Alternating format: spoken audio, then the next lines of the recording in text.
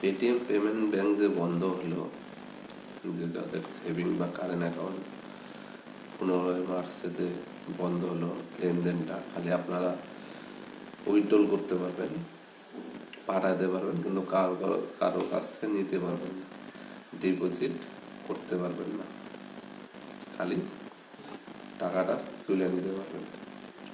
তা সেই ক্ষেত্রে কিন্তু প্রচুর রিটেলারের সমস্যা হয়েছে।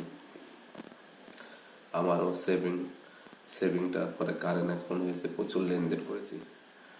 তা যাই হোক, এখন সেই জন্য আপনারা জিরো ব্যালেন্সে কারেন্ট অ্যাকাউন্ট করতে পারবেন। যে আপনাদের পেনিয়ার থাকে, তাহলে আপনারা অ্যাক্সিস ব্যাংকের অ্যাকাউন্ট ওপেনিংটা সেটা সাবস্ক্রাইব করে নেবেন।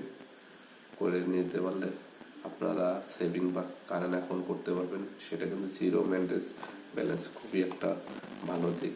পেনিয়ারে অল্প টাকায় আপনারা সিএসপি পাচ্ছেন, যেখানে লাখ লাখ টাকা বা 50-60 হাজার যে কোনো বিসি এজেন্ট নিতে গেলে সেটা যে কোনো ব্যাংকেরই হোক, এখানে মাত্র অনলি 1500 টাকা দিয়ে কিন্তু হচ্ছে।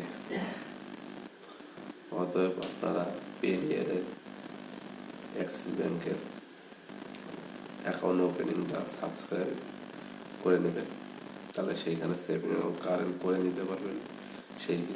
সেই ক্ষেত্রে আপনার নামেও অ্যাকাউন্ট খুলতে পারবেন, এছাড়াও কাস্টমারদের খুলে দিতে পারবেন। সেইখান থেকে উইথড্রল ডিপোজিট দুইটাই করতে পারবেন, দুইটার দিক থেকে আপনারা কমিশন পাবেন। তাছাড়া তো বিভিন্ন আপনার কাছে পেনিয়ারে আইডি থাকছে, সেইখানে ইন্স্যুরেন্স, প্যান কার্ড, বিভিন্ন কিছু করতে পারবেন। আর প্রতিটা রিটেলার বা এমনি ইন্ডিভিজুয়াল কাস্টমার, তাদেরও পেটিএম পেমেন্ট ব্যাংক বন্ধ হওয়ার জন্য তারা অ্যাকাউন্ট খুলছে, সেই জন্য তাদেরকে সেভিং বা কারেন্ট অ্যাকাউন্ট অ্যাক্সিস ব্যাংকে করে দেন। সেটি আমার বলার আজকে ছিল।